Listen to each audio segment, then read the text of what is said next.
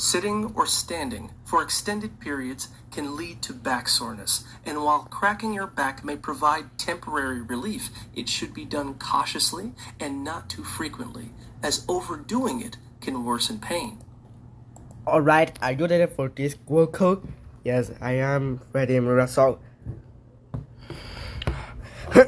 2 hours later, you still work at your upper back. Yeah, but I guess that Mirasol. What did you do, Glauco? I cracked my upper back.